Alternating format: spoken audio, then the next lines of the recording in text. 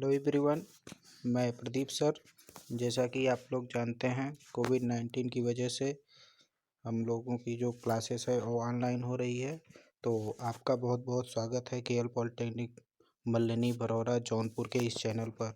और जैसा कि यह जो है इलेक्ट्रिकल सेकेंड सेमेस्टर के लिए है। एनालॉग इलेक्ट्रॉनिक्स अर्थात इलेक्ट्रॉनिक्स फर्स्ट सब्जेक्ट है। इसको हम लोग पढ़ेंगे और मैं प्रदीप सर इसको पढ़ाऊँगा। तो आज जैसा कि हम इंट्रोडक्शन के तौर पे आपको सिलेबस के बारे में बताएंगे कि क्या क्या सिलेबस है, उसको क्या क्या हम लोगों को पढ़ना है ना। सीरियल बाय सीरियल एक एक करके हम लोग पढ़ेंगे। तो आज से जो है इलेक्ट्रॉनिक्स फर्स्ट का ये फर्स्ट लेक्चर है जिसमें हम लोग सिलेबस को डिस्कशन करेंगे। ठीक है, तो आइए हम लोग देख लेते हैं क्या क्या हम लोगों को पढ़ना है इलेक्ट्रॉनिक्स फर्स्ट में। और ये इलेक्ट्रिकल सेकेंड सेमेस्टर के बच्चों के लिए सब्जेक्ट है। ठीक है, तो आइए शुरू करते हैं। जैसा कि आप अपने मोबाइल स्क्रीन पे देख सकते हैं सिलेबस इलेक्ट्रॉनिक्स फर्स्ट का। ठीक है, तो इसमें जो हमारा फर्स्ट चैप्टर है वो सेमीकंडक्टर अर्थात जैसा कि अर्धचालक के बारे में हमको पढ़ना है। सेमीकंडक्टर्स की सहायता से सेमीकंडक्टर डायोड्स बनते हैं, जिसमें हम लोगों को क्या क्या पढ़ना है तो आप देख सकते हैं। सेमीकंडक्टर मटेरियल्स के बारे में पढ़ना है। एन टाइप और पी टाइप क्या होती हैं सेमीकंडक्टर्स, उसके बारे में जानना है। साथ ही साथ में आपको पीएन जंक्शन के डायोड के बारे में जानना है ना। तो ये सारी चीज़ें हम सीरियल बाय सीरियल एक एक करके देखेंगे। आप लोग जैसा मैं पढ़ाता हूँ उस हिसाब से आप लोग अपने नोट डाउन ज़रूर करिएगा। नोट्स आप बनाएंगे तभी एग्ज़ाम पीरियड में आप उसको आसानी से रिवीजन करके जा सकते हैं। तो हम लोगों को ये जंक्शन पीएन जंक्शन डायोड्स के कैरेक्टरिस्टिक के बारे में और स्टैटिक एंड डायनेमिक रेजिस्टेंस के बारे में, है ना। ये दियर कैलकुलेशन फ्रॉम डायोड्स से संबंधित जितने सवाल वगैरह होंगे, है ना, कैलकुलेशंस होंगे, उसके बारे में हमको पढ़ना है। DC output voltage and AC input voltage, rectification, है ना, एफिशिएंसी। और सबसे बड़ा चीज़ इसमें जो हाफ वेव फुल वेव सबसे मेन थिंग्स हैं। पीएन जंक्शन डायोड क्या करता है कि एसी विद्युत धारा को डीसी में बदलता है। ठीक है, तो उसी से संबंधित जो है हम लोगों का half wave rectifier, full wave rectifier, है ना, ब्रिज रेक्टिफायर, इन सभी के बारे में हम लोग इसमें सीरियल बाय सीरियल जैसा सिलेबस दिया है एक एक करके हम लोग लगातार पढ़ेंगे। ठीक है, डायोड्स भी कई प्रकार के होते हैं। तो इसमें जैसा दिया गया है एलईडी, है ना, फोटो डायोड, जीनर डायोड, सबके बारे में हम लोग पढ़ेंगे एक एक करके। और ये एनालॉग इलेक्ट्रॉनिक्स है। ठीक है, इसमें हम लोग जो फर्स्ट चैप्टर है सेमीकंडक्टर डायोड्स के बारे में पढ़ेंगे और इसके एप्लीकेशंस के बारे में पढ़ेंगे, मतलब इसका उपयोग करके एसी विद्युत धारा को किस प्रकार से डीसी विद्युत धारा में बदला जाता है उसके बारे में हम लोग डिस्कशन करेंगे। ठीक है, तो उसी क्रम में जो सेकेंड हमारा चैप्टर है आप अपने मोबाइल स्क्रीन पे देख सकते हैं, बाईपोलर जंक्शन ट्रांजिस्टर के बारे में है ना। बाईपोलर जंक्शन ट्रांजिस्टर, तो इसमें जो होता है बाईपोलर मतलब दो होते हैं जंक्शंस। ठीक है, तो हम लोग जब इसका कंस्ट्रक्शंस पढ़ेंगे और उसको देखेंगे तो हम लोग को पता चलेगा। जैसा कि आपको क्या पढ़ना है इसमें, concept of bipolar junction transistor as a two junction three terminal, इसमें तीन टर्मिनल होते हैं। Device having two kinds of charge carriers. तो ये जो बाईपोलर जंक्शन ट्रांजिस्टर होते हैं यानी इनके दो प्रकार के होते हैं, एक पीएनपी टाइप और एक एनपीएन टाइप के, है ना। तो उसको हम लोग पढ़ेंगे और इसका सिंबल क्या होता है और इसका मैकेनिज्म क्या होता है, करंट फ्लोएशन कैसा होता है, कैसे सर्किट बनती है, इन सब के बारे में जो फंडामेंटल्स चीज़ें हैं उसको हम लोग देखेंगे। साथ ही साथ में इसमें लीकेज करंट क्या होता है ना, और इनको किन किन विधियों द्वारा कॉन्फ़िगरेशन मीन्स होता है सर्किट बनाया जा सकता है। ठीक है, तो उसको हम लोग देखेंगे। ठीक है, और ट्रांजिस्टर्स में इनपुट कैरेक्टरिस्टिक, आउटपुट कैरेक्टरिस्टिक, ये सभी चीज़ें हम लोग डायोड में भी देखेंगे और ट्रांजिस्टर में भी देखेंगे। सीरियल बाय सीरियल करके सब हम जैसा सिलेबस दिया गया है उसके अनुसार एक एक करके हम आपको ऑनलाइन के माध्यम से जब तक ऑफलाइन नहीं चल पा रही है क्लासेस तब तक आपको पढ़ाया जाएगा, तो उसका नोट्स ज़रूर बनाइएगा, ठीक है।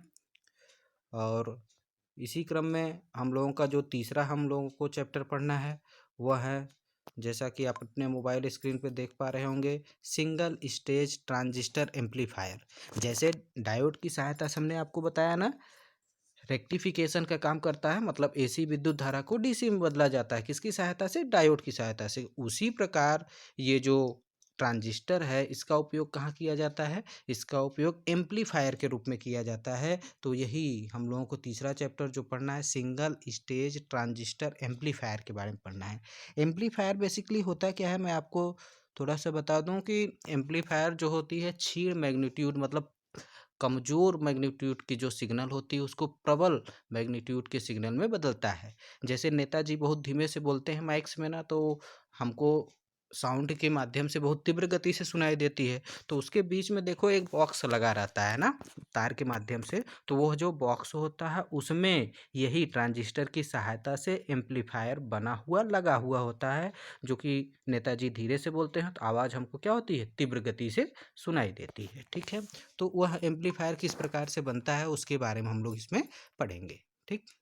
थर्ड चैप्टर में सिंगल स्टेज, मल्टी स्टेज, अगर हमको बहुत ज़्यादा आवाज़ तीव्र चाहिए तो कई उसमें कास्केट कनेक्शन करके जोड़ देते हैं तो और ज़्यादा देगी तीव्र आवाज़, इस प्रकार से, ठीक है। इसी क्रम में जो चौथा हमारे सिलेबस में चौथा चैप्टर है, फील्ड इफेक्ट ट्रांजिस्टर। फेट है, मॉसफेट है, सीमॉस है, ठीक है। तो फेट जैसा कि फील्ड इफेक्ट ट्रांजिस्टर आपको फुल फॉर्म पता है, और इसी प्रकार मॉसफेट है ना, metal oxide semiconductor field effect transistor. इन सभी के बारे में हम लोग सीरियल बाय सीरियल करके एक एक पढ़ेंगे, ठीक है।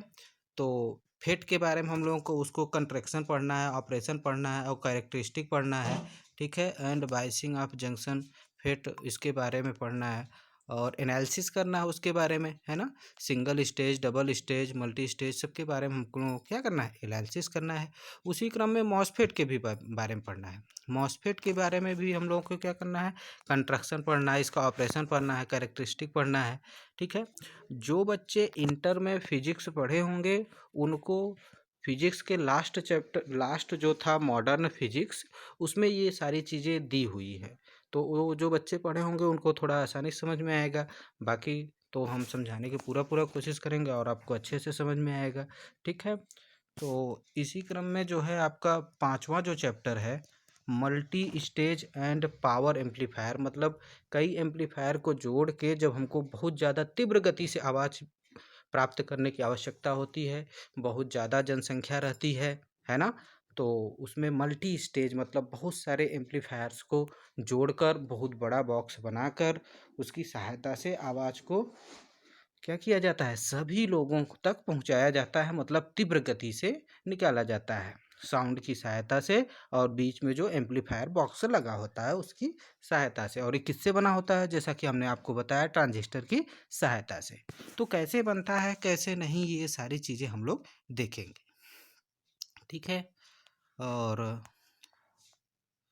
इसी क्रम में अगर हम लोग छठवें चैप्टर की बात करते हैं, कुल मिला के हमारे जो चैप्टर्स हैं हम आपको बता देते हैं। इलेक्ट्रॉनिक फर्स्ट में हमको 8 चैप्टर पढ़ने हैं, ठीक है। छठवां चैप्टर ये है कि फीडबैक इन एम्पलीफायर।